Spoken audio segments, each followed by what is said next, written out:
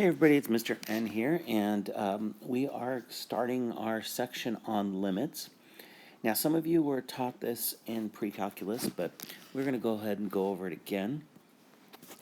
And the definition of a limit, and the one I'm going to give you today, this is not the full version of it, is the limit as x approaches a of f of x equals L. So, if I have some sort of function, and I'm trying to approach a value, that's what this means, of this function, I can get a limit. So that's telling me, graphically, if I have some sort of curve and I have a point A, and the limit right here of this f of x, as I approach this value, would be right up here. Okay? So now, you can think of it as possibly the example I gave you, where if I'm walking from point A to point B, but I only go halfway each time, will I ever get there? No, but that is my limit. That's where I'm going to end up being, and that's my limit. So over here, we can say f of x approaches L as x approaches A. So the function will approach this limited value as your x goes to this a value. So this is what it means graphically. I'll explain that in a second. But let me remind you, the limit of f of x as x approaches a is L, and then we can say it as x goes to a from the left or a from the right, but not at a.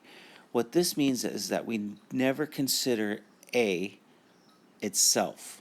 It's as it approaches a, and as it approaches from the left, as it approaches from the right, from the left, from the right.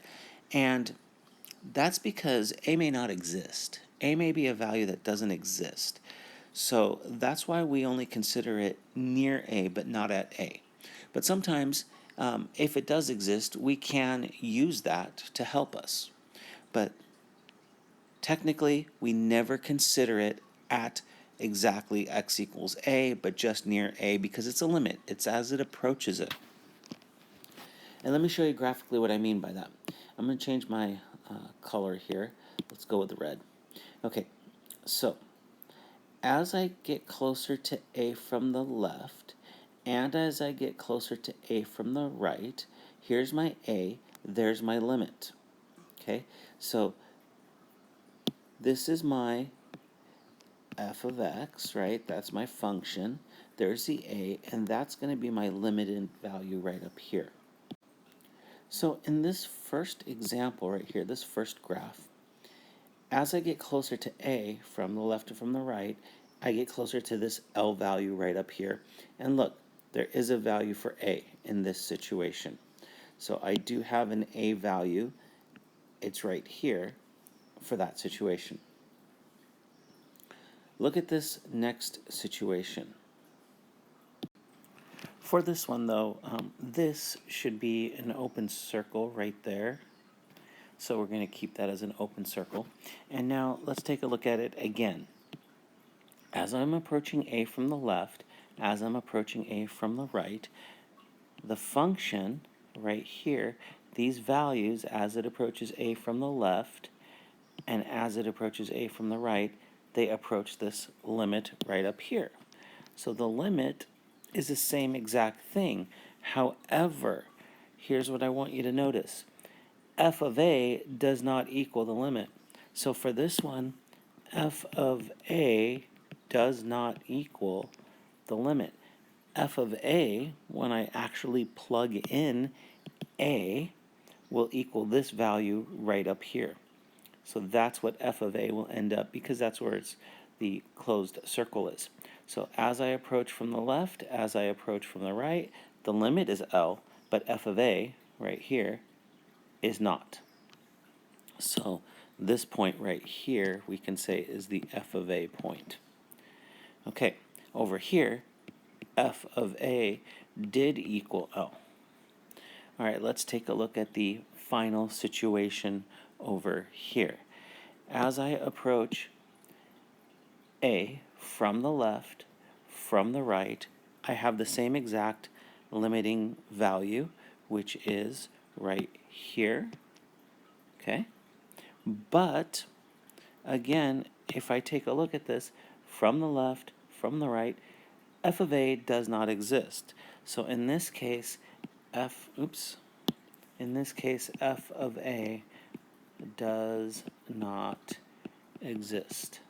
So here is a situation where you have the same function, but varying situations because of where f of a is. Here f of a does equal the limit, here f of a equals a completely different value, and here f of a doesn't exist. So a exists in all three cases. Well, a exists in all three cases, but f of a is not the same. So the limit is the same in all three cases, but this should say, but f of a, there's a little mistake here, but f of a is not the same.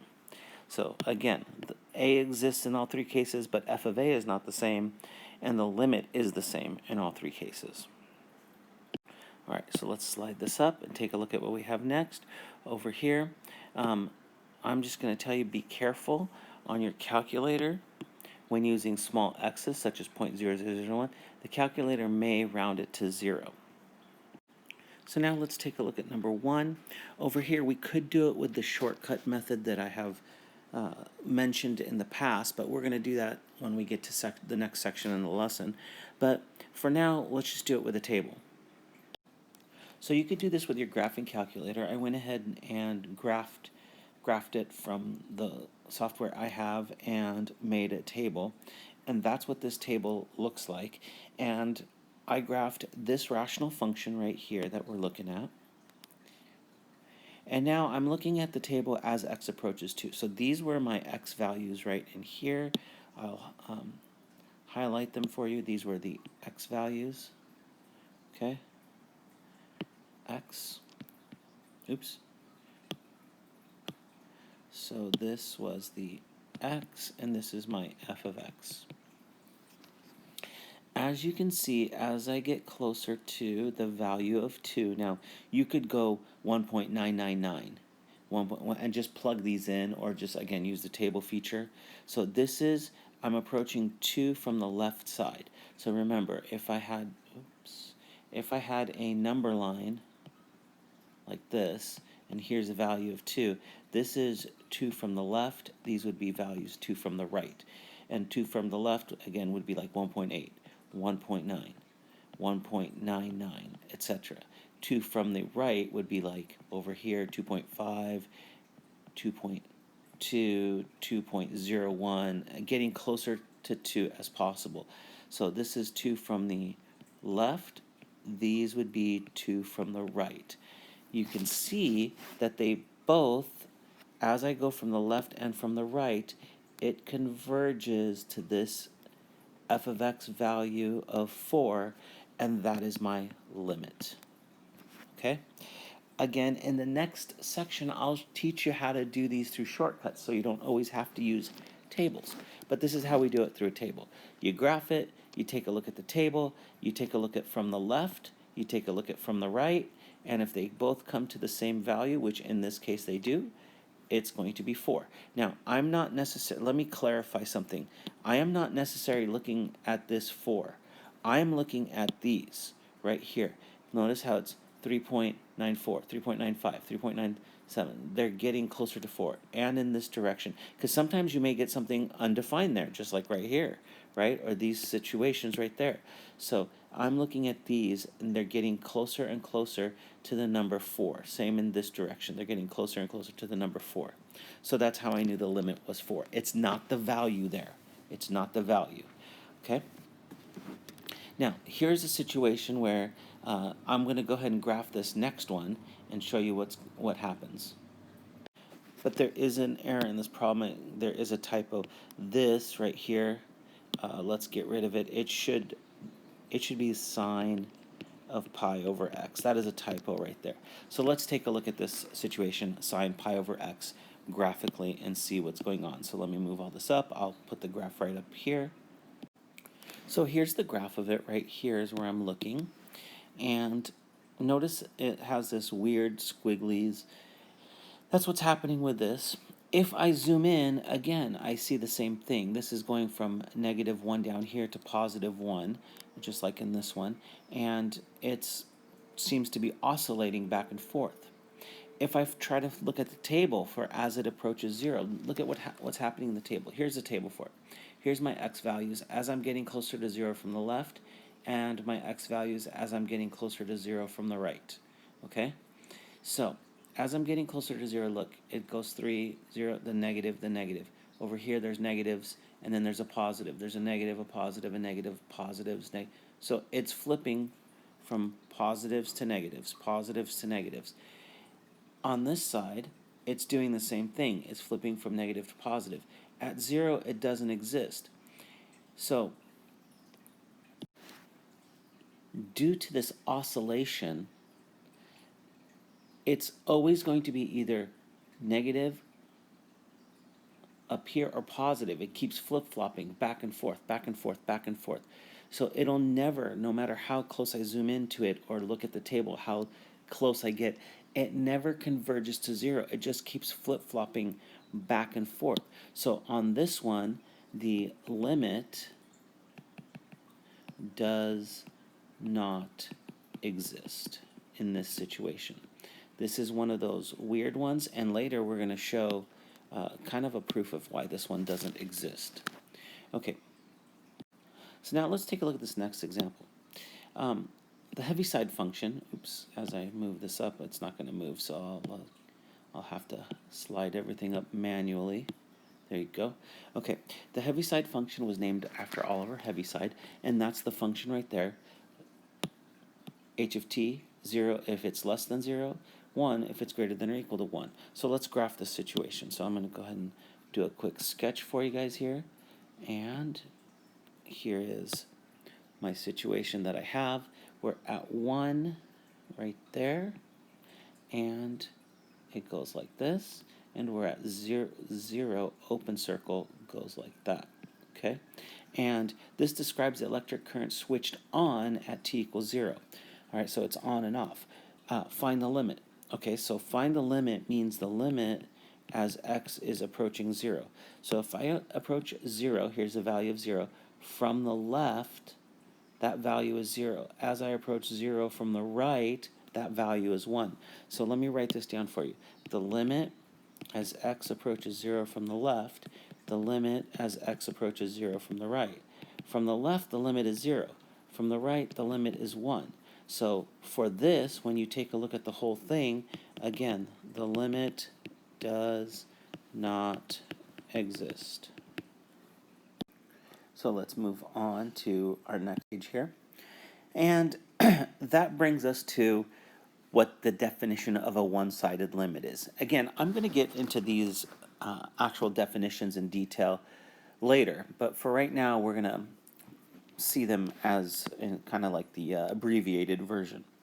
So for this one, the limit as x approaches a from the left. So remember I said you have to go from the left, and then you also have to go from the right to check the limit. So the limit as x approaches a from the left of f of x equals L. So this is a one-sided limit. We'll call this the left-hand limit. If it approaches a from the right, this is a one-sided limit. We'll call this the right-hand limit. Now, in order for the limit to exist, the limit as x goes to a of f of x equals L, so this is the limit. In order for this to exist, we say if and only if the left-hand limit equals the right-hand limit. So the left-hand limit must equal the right-hand limit in order for the whole limit at a to exist. So that's a very, very important concept. So that brings us to the next thing that we're going to talk about, which is infinite limits. Now, if you have, oops, let's get rid of that. And if you have the limit as x approaches a of f of x, if it equals infinity, this would have to be defined on both sides of a. So in other words, the left side has to be infinite, the right side has to be infinite, and then you can say the limit would be infinity. Here's our example that we can quickly look at. If I take the limit as x goes to 0 of 1 over x squared, over here on the right side, let's slide this up, I have graphed it, and you can take a look at this graph. This is 1 over x squared. I get the two branches. As I approach 0, from here's 0, right? So let's indicate that this is the 0 mark right here. And as I approach 0, as I get closer to 0, the graph goes to positive infinity from the left. From the right, as I get closer to 0, the graph goes to positive infinity. Since both of these converge to positive infinity, then the limit is infinity. So as it goes to the left, it's infinity. As it goes to the right, it's infinity. And we can have the same situation where they both converge to negative infinity.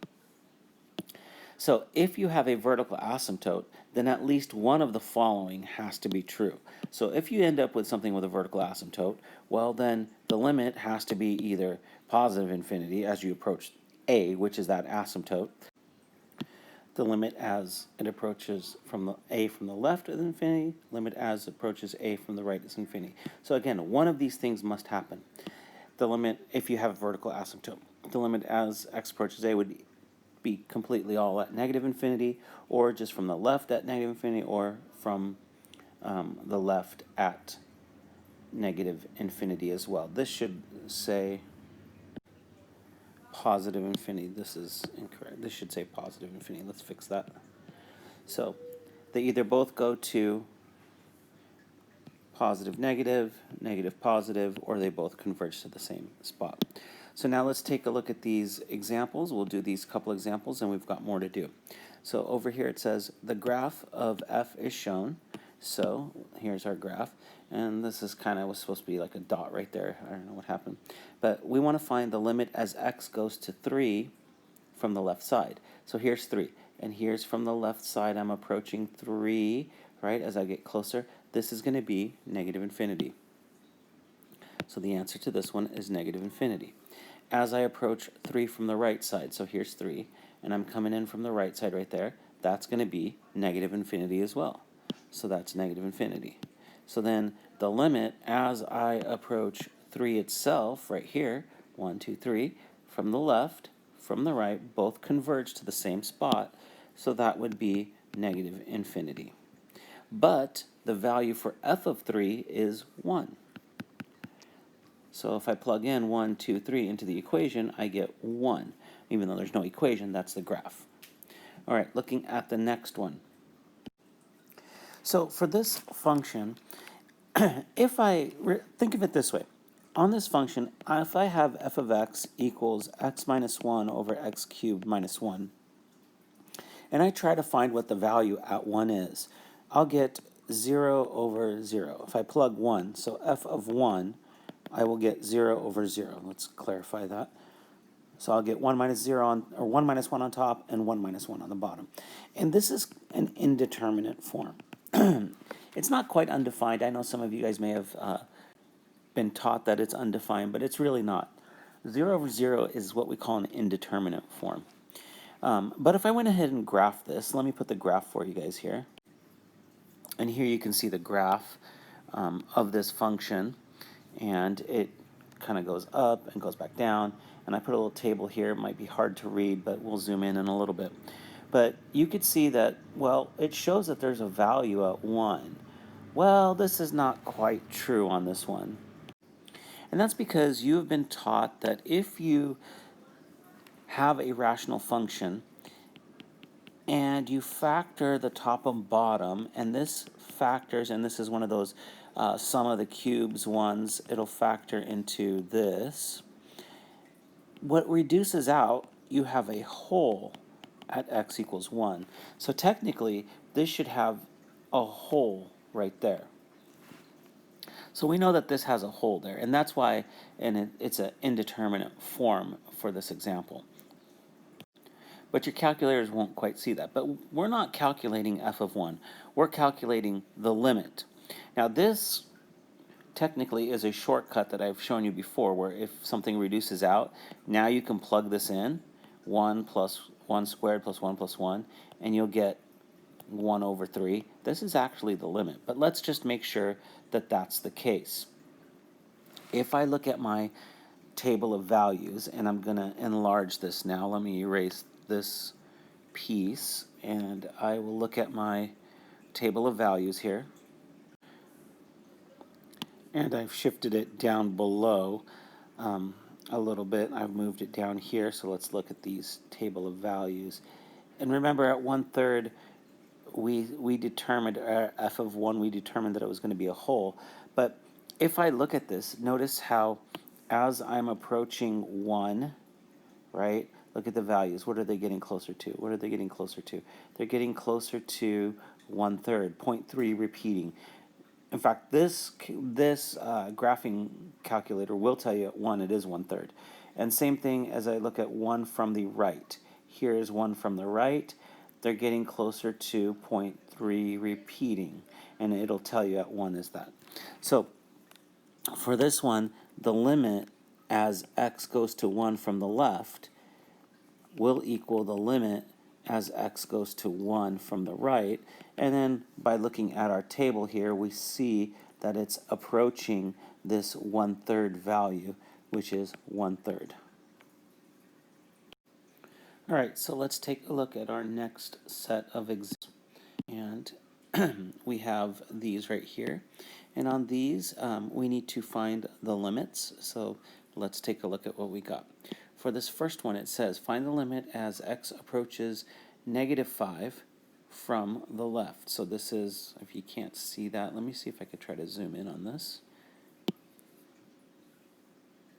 There we go. Still not the greatest, but we'll make do with what we got. So we're approaching -5, right here, -5 from the left. From the left, I get a value of 1.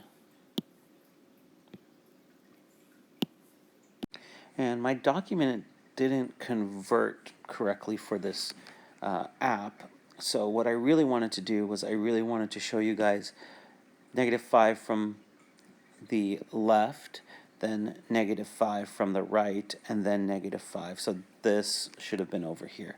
And I'm tried to line them up for you. But let's just do that. So -5 from the right. So here's -5. If I'm approaching from the right side, I get a value of 5.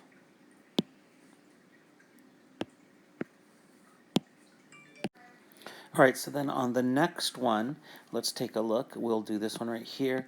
So as it approaches from -5, since it approaches 5 from -5 from the left is 1, -5 from the right is 5. As it approaches -5, they do not converge, and you can see that up here. Here's -5, this is the left side, there's the right side. They don't converge to the same number, so the limit does not exist. Okay, let's look at the next one, 0. So as I approach 0 from the left side, right here, 0 from the left, I will get a value of 1. Let's do a different color. And then as I approach 0 from right here, the right side, I will also get a value of 1. So that means as I approach 0, this value will be, this limit will be 1. All right, let's take a look at the next one, 2. Right here, as I approach 2 from the left, it's positive infinity. As I approach 2 from the right, that's positive infinity. So that means as I approach 2 in general, that's going to be positive infinity. So all of these end up being positive infinity. So 2 from the right side, we said is positive infinity. From the left side, positive infinity. So at 2, it'll be positive infinity as well. Let's take a look at 6 now on this next one right here. It says 6 from the right, 6 from the left, 6 from the right, and then 6. So here's the value of 6. 6 from the left side comes down and is at -1. So 6 from the left is -1. So 6 from the right. If I come in to 6 and I'm coming from the right side, this value is 3.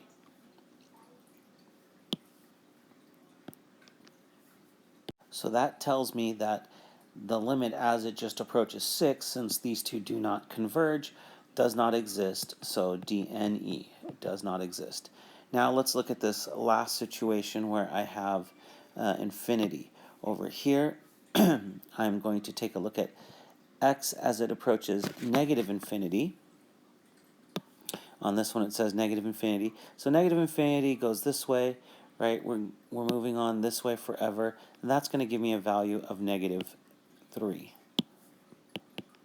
So then I'm going to look at positive infinity. As I go to positive infinity, that's going in this direction, and so that means I flip to this graph and I go there. That's also going to end up being infinity. So that is the answer to this one. All right, so let's take a look at the next problem that we got here. It's on this page, number 2, so let's flip to this, and here's what we're looking at. We are not going to do this number 3 one that I have over here. We'll save that for possibly in class, so let's make sure we can see all of number 2.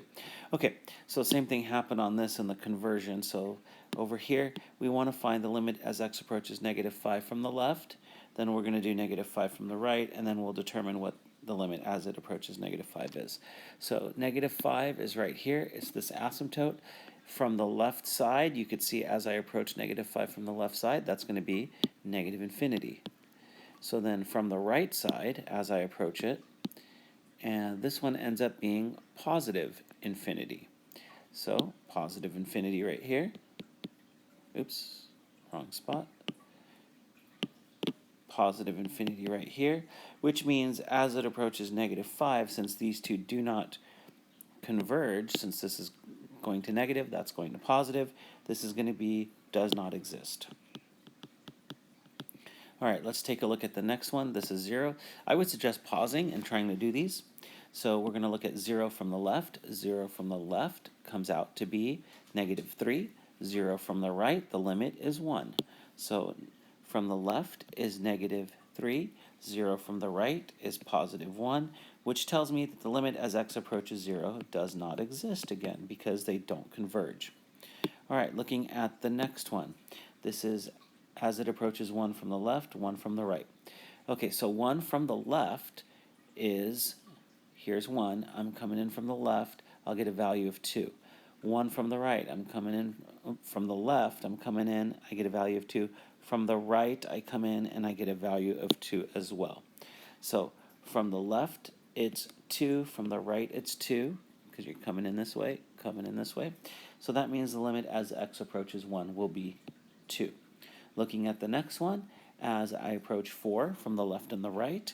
So let's take a look, and as I approach 4, here's the value of 4. From the left, I get a value of 3. So from the left, I will get a value of 3. From the right, as I approach 4, I will get a value of negative 1. So that means as it approaches 4, this does not exist. Now we can do the infinite limits again. And as I approach negative infinity of f of x, negative infinity goes this way, so that means it's going to go up to negative infinity. So this will be negative infinity. And then as I approach infinity, that means I'm looking at this end of the graph. As I go to positive infinity, that's going to be negative 5, because this is that asymptote right there. So that gives me the negative 5 value. It's going to, doesn't show it in the graph, but this graph should continue on like that. So that means this value right here as it approaches infinity will be 5. All right, so thanks for watching. Hopefully this helped. Make sure you hit that like and subscribe button, and I'll see you guys in the next video.